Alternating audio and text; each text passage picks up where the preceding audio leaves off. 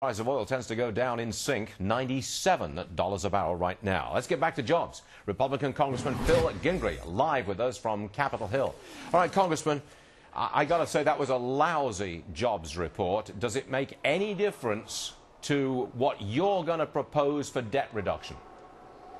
Stuart, you're right. It was a lousy report. We had some reports out yesterday that anticipated 70 to 100,000 new jobs for the month, and the unemployment rate going down. Instead, the unemployment rate is up to 9.2%, and the job creation for the month, a paltry 18,000 jobs.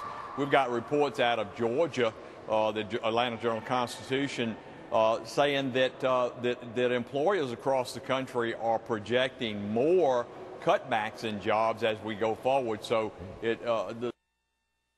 and as far as the raising that debt ceiling, Stuart, I am very firmly in that group that feels like we need a cut, cap, and balanced approach. And you heard the senators in their press conference yesterday. Congressman, the president is going to come along in about 45 minutes, and he may say, look, this is no time to cut spending. What we need is to increase spending on infrastructure or education.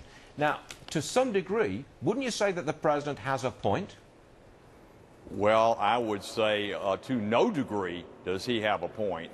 In February of 2009, what did we spend, Stuart? $850 billion on, oops, the president misdefined shovel ready. Maybe they weren't really shovel ready. His shovel was ready, and they managed to shovel out $850 billion on social welfare programs. And if we created any jobs at all, they were government jobs. No.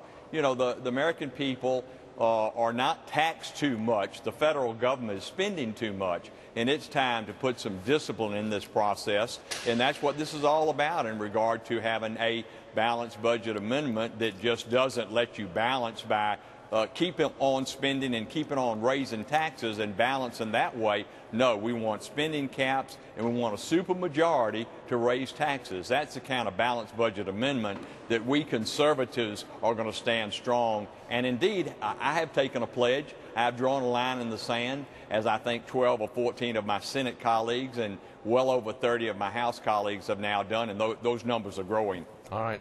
Congressman Phil Gingrey, Republican of Georgia, you're a frequent guest on this program and a valued guest, and we thank you very much for being with us on a very busy day for you. Thank you, sir. Oh, Stuart, thank you for having me. Glad to be with you. Yes, sir.